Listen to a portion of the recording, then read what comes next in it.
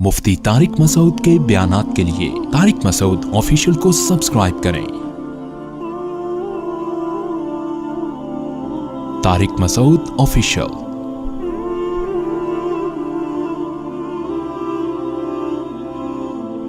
तो एक आशिक का फोन आया, कहने लगा अब पूरे बयान से ना देखना ये क्लिप निकलेगा और हिट भी ये वाला क्लिप होगा।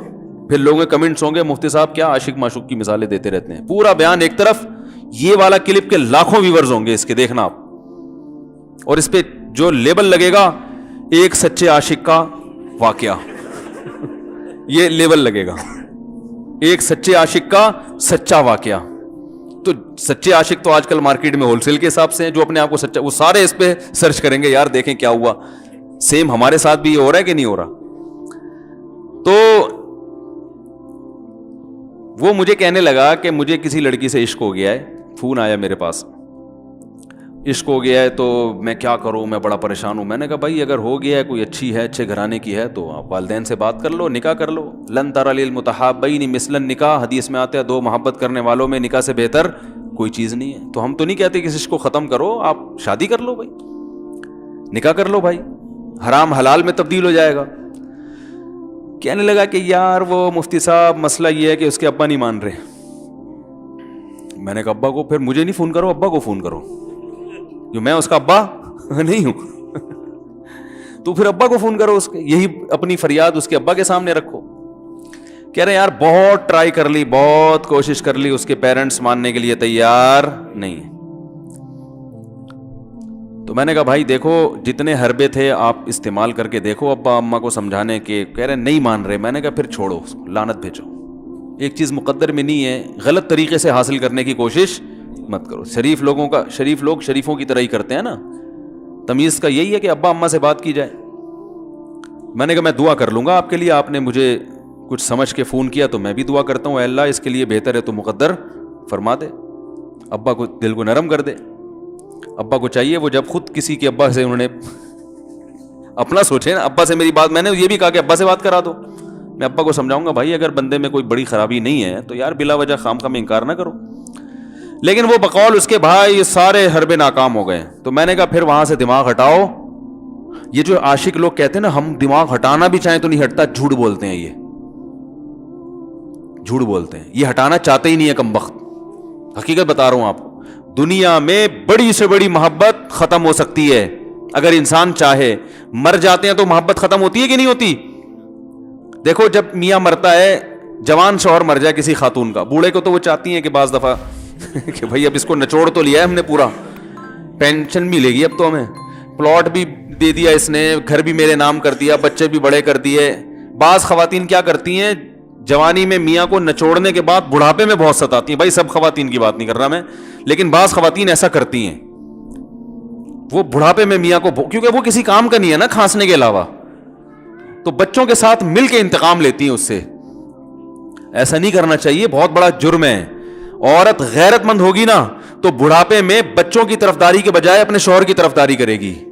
यह भी अच्छे अखलाक की अलामत है। वो कहेगी बेटा तुम्हें जो मैंने इतनी मोहब्बत से पाला है ना, इस शख्स ने मुझे सहारा दिया, घर दिया, इसने मुझे छांव दी, इसकी बेस पर आज तुम्हारे बाजुओं में कुव्वत है। तो गैरतमंद औरत क्या करेगी, वो बुढ़ापे में किसका साथ देगी?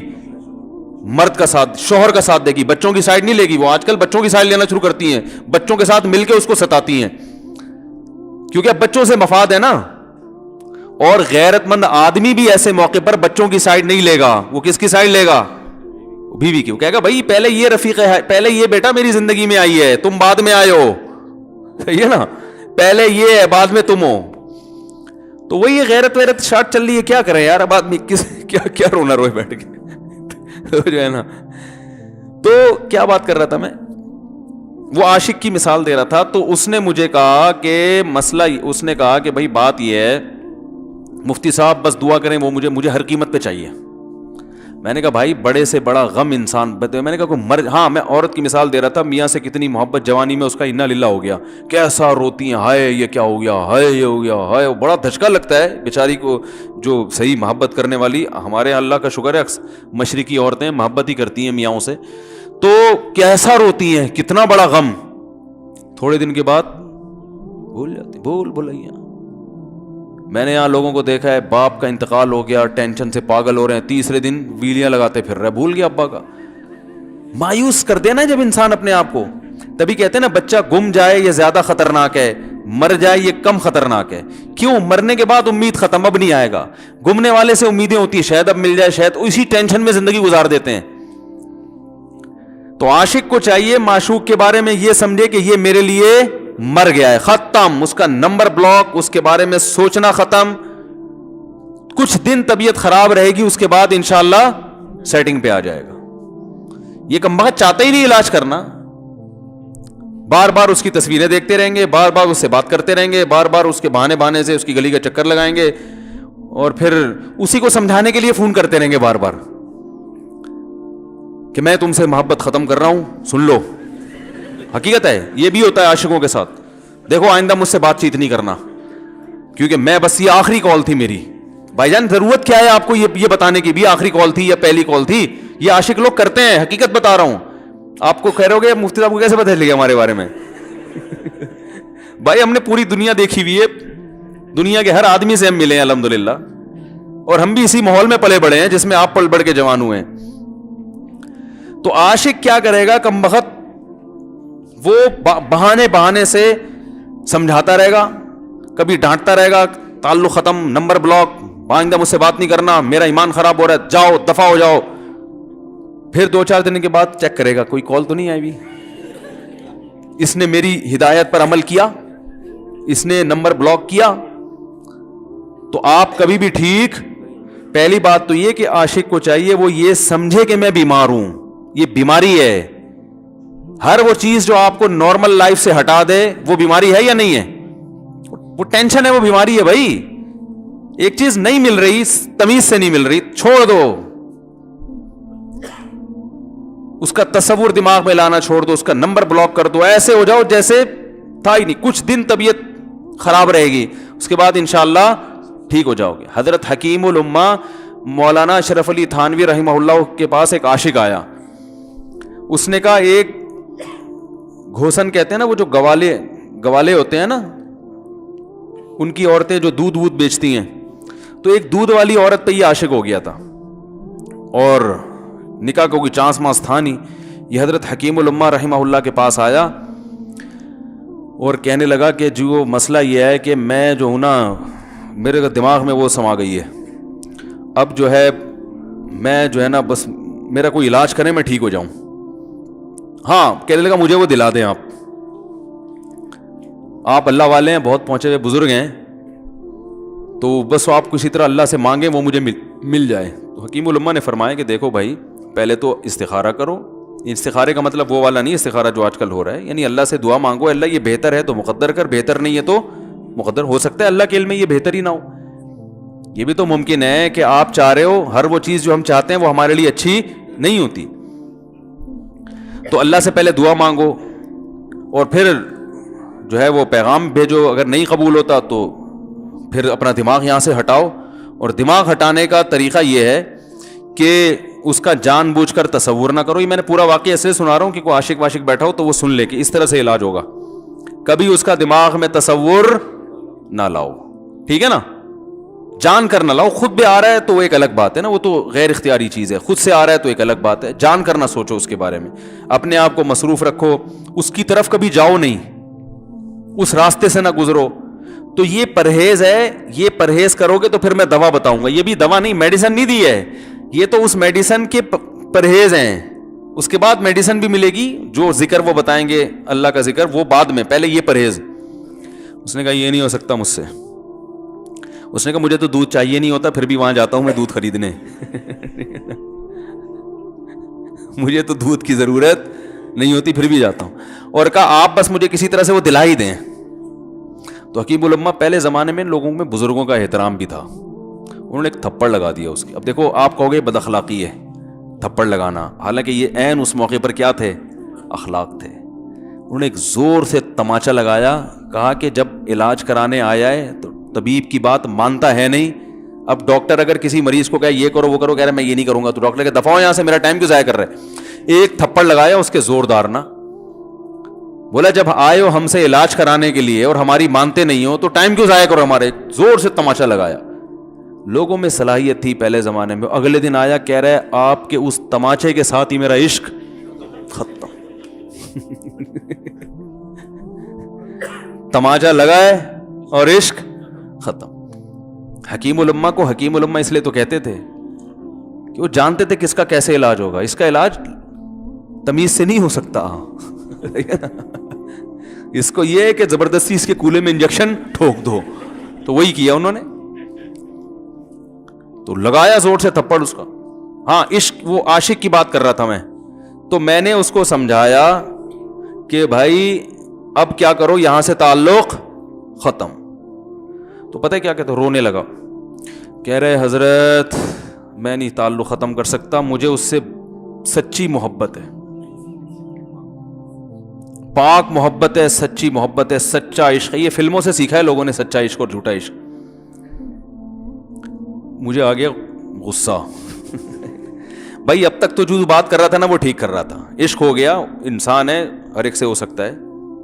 ویسے تو بے احتیاطی جو لوگ کرتے ہیں انہی کو زیادہ تر ہوتا ہے. چلو بے احتیاطی ہو گئی, لیکن چلو ایک جائز طریقہ اختیار کیا نا, کوئی حرام کاری کی طرف نہیں گیا. نکاح, تبھی میں کہتا ہوں بھائی جان کسی کو عشق ہوا کرے, اگر نکاح کی بات کرے تو اس کو ملامت نہ کرو. بیٹا ابا کے پاس آ رہا ہے, ابا مجھے وہ کالج میں لڑکی پسند آ گئی, مجھے عشق ہو گیا, میں شادی کرنا. ابا پڑاخ کر کے ایک چماڑ لگا دیتے ہو, تجھے میں نے یہ عشق معاشقوں کے لیے بھیجا ہے وہاں پہ, اس لیے نہیں تھا, لیکن اب ہو گیا تو اس کا ایک جائز راستہ ہے نا جو اسلام نے بتایا ہے. تو ابا بلا وجہ غیرت کا مسئلہ بنا لیتے ہیں اس کو, ٹھیک ہے نا. تو بھائی یہ نمٹاؤ یار. بچی بعض دفعہ پاگل ہو جاتی ہے عشق میں, تو ابا وہ غیرت کا مسئلہ بنا کے کیوں بھائی یہ کیا ہو گیا. بھائی اگر ہو گئی ہے, پاگل نہیں بھی ہوئی تو پاگل ہونے سے پہلے اس کی شادی کر دو. عقل مند باپ یہ کرے گا, ٹھیک ہے نا. تو اپنے اولادوں کو, یہاں جو والدین بیٹھے, اتنی سہولت ان کو دیا کریں کہ اگر وہ کہیں شادی کرنا چاہتے ہیں تو وہ زبان سے اظہار کر سکیں. بے شک براہ راست کرتے ہوئے شرم آ رہی تو کسی پرچہ لکھ کے ابا کی تکیے کے نیچے لکھ دیں, ابا سیٹنگ چل رہی ہے. ٹھیک ہے نا. تو میں نہیں چاہتا میں گناہ کی طرف جاؤں, میری شادی کرا دو. اور نام نہ لکھو اپنا, ابا خود ہی, ابا کو سب کا پتا ہوتا ہے کہ وہ خود ہی پہچان جائیں گے. تو یہ جو بہت زیادہ سختی والدین کرتے ہیں نا اولاد پہ, اس سے بغاوت پھیلتی ہے. کیونکہ جائز حق تو اس کو دینا چاہیے نا بھائی. ہاں وہ اگر آپ کے خاندان میں میچ ہی نہ کر سکے, وہ یعنی وہ ایسی جگہ پسند کر لیا اس نے کہ وہ ایڈجسٹ ہی نہیں ہو سکتی, تو پھر ایک الگ بات ہے. پھر ابا غیرت دکھائیں, بولا بیٹا تو تیری بیوی ہماری بہو بھی ہوگی, یہ ہماری بہو بنانے کے قابل, یہ ہماری پرمپرا ہے, ٹھیک ہے نا. تو لیکن نارملی ماننا چاہیے.